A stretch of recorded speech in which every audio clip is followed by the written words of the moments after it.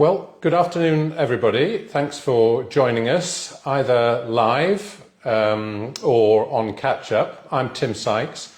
I'm the Bordeaux buyer for the Wine Society, and I'm here in conversation with my colleague Shaun Kiernan, who's our fine wine manager, who I'll introduce in a second, to talk about the 2022 Bordeaux vintage, and more specifically our En Primeur offer, which is about to go live. So maybe, Shaun, you could just introduce yourself and explain where you fit in at the Wine Society. Yeah, thanks, Tim.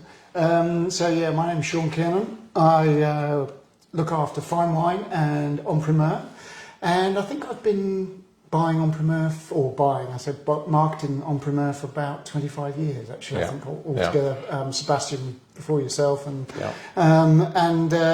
we went out on a trip mid-April together. Yeah. So basically in April, I normally go out twice to taste the new vintage for 2 separate weeks. This year was no exception.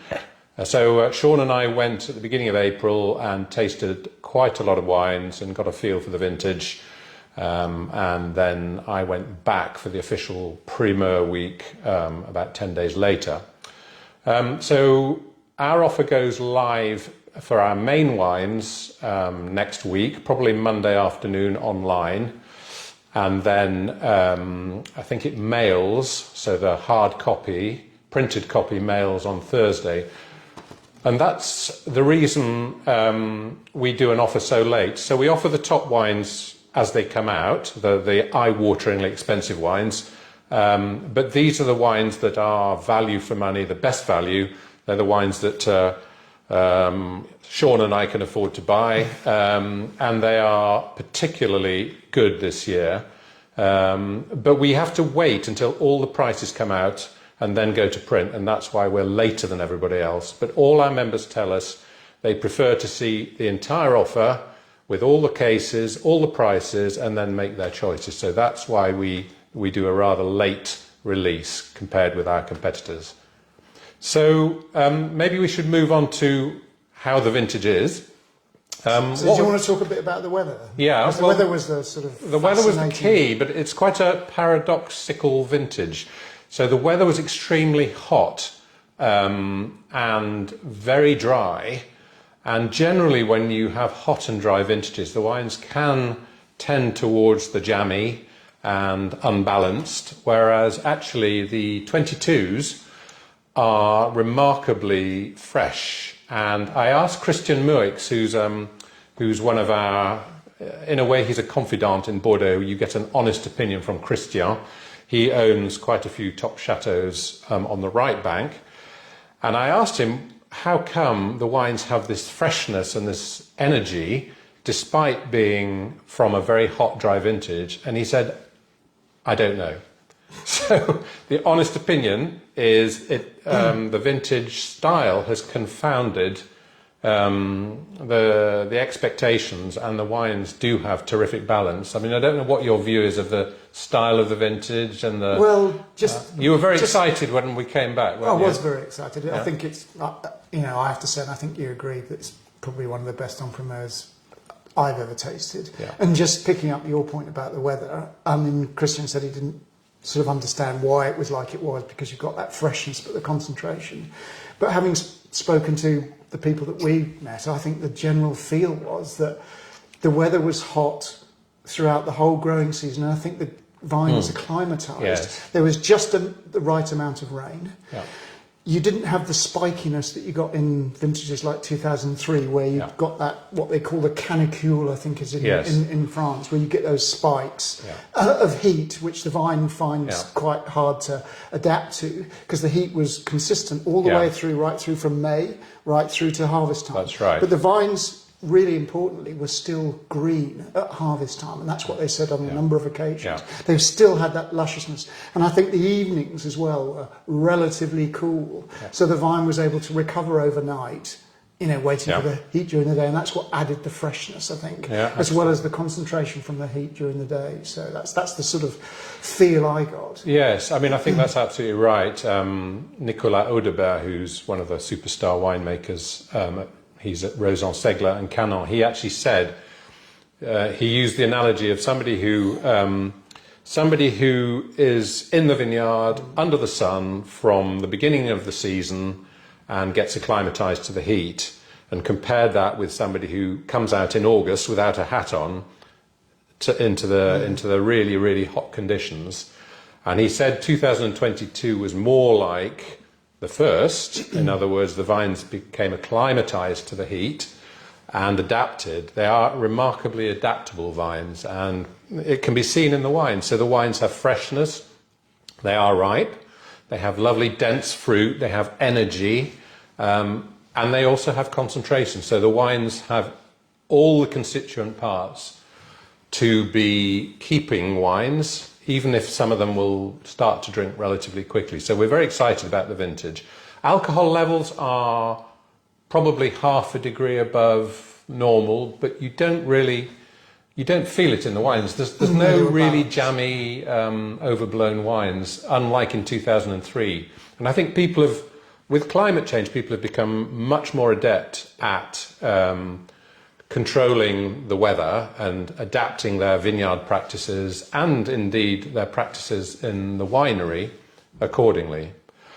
So if we move on to prices, the top wines that we've already offered, there were some fairly hefty price increases, A, because it's a good vintage, and B, because the volumes this year are probably down in a lot of vineyards. But the wines in our main offer are the more modestly priced wines, if I can say that, and are much less volatile in terms of pricing. So whilst they may not be quite the same price as 21, although I know Chateau Sykes have held their prices, haven't they? And that's a super wine. The increases are relatively low-key, I think it's fair to say. So pricing, decent, I think, and I think the wines do offer value in general. One thing I wanted to mention, and Shaun was particularly keen for me to mention this, was mixed cases. I think we're one of the only wine merchants that offers mixed cases, aren't we, One of the very few, yeah. And this year we've decided to offer some discounts on mixed cases to encourage members to actually buy the wines or to experiment.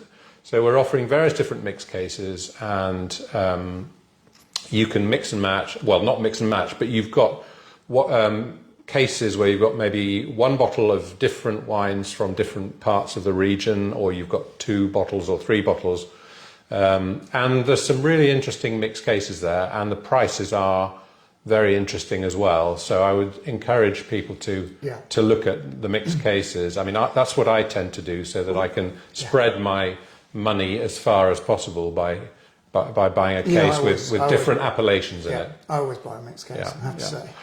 They're also good for people who haven't bought En Primeur before. If you want to stick your toe in the water, I think the En Primeur pond, I think 2022 is actually a very good vintage to do that. And the safest way to do it is mixed cases. Yeah. So exactly. I would strongly encourage mixed case purchases if you're slightly wary of En Primeur offers. Or committing to a lot of money. Or committing to one wine and 6 bottles, say.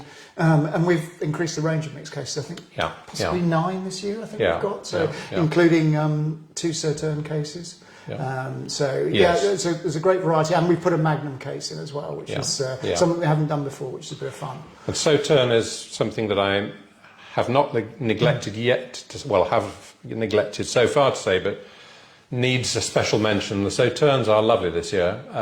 I tasted widely. I'm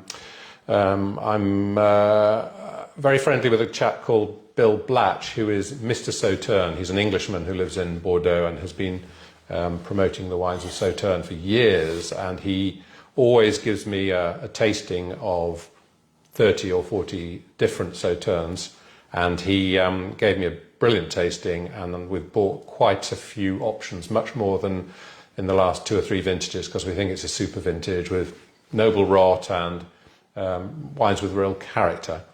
And there are halves as well on most of the wines. Yes, we're doing a half bottle mixed case, which is something members really like. So I know members always like a few recommendations. So this is a vintage where it was actually quite hard to select the wines because I wanted to put everything in. So sometimes it's a challenge to find a critical mass of decent wines, but not in 22. So if you've got a pen or if you're watching on catch-up, you can rewind. But my recommendations, particularly in the Haut-Médoc, are Chateau Beaumont, our best-selling wine en primeur, Chateau Sykes, that I've mentioned already, which is super. Chateau Sénéjac is lovely this year, as in most years, owned by Chateau Talbot. And Chateau Cantemel, which is probably the best value Cru Classé and is super this year. If you want something slightly more off the beaten track in the Mouly or Moulis appellation, Dutruche Grand Peugeot was lovely. Shaun and I went to the chateau and tasted it and thought it was lovely. Margaux, Angleday. I think we are the biggest. We get the biggest allocation of Angleday in the country. Syrah is lovely as well, but things like Dissin are lovely at the kind of more expensive end. Saint-Julien, Gloria's good this year. We didn't buy it last year, but it's lovely this year. Petit Ducru. I would have to say. Can I stick in a couple? Please do, yes. So one of my favourites was Bataille, actually, which I had bought in the past, and then I think it's got a little bit expensive, but I still try and get some. So it's in a mixed case. That was one of my favourites. I had Bataille in Pauillac, Lacoste Bory, and Grand Corban d'Espagne from Saint-Emilion, which is always a brilliant little chateau and keeps superbly. So. Correct. I would like to mention 2 wines from Saint-Estèphe, which are super, and I've committed to a large quantity of, so I'm not just selling it for that reason. I was actually so impressed by the wine, I bought a large amount, and if we've got any left over, I'll be very happy with that. It's Dame de Montrose, which is the second wine of Chateau Montrose, which was absolutely fantastic this year, and I've committed to quite a lot. So if you are interested in a really good Saint-Estèphe that's not going to break the bank, Dame de Montrose is well worth looking at. The other one, which we don't buy every year, which I thought was really good from Saint-Estèphe, was Felon-Ségur.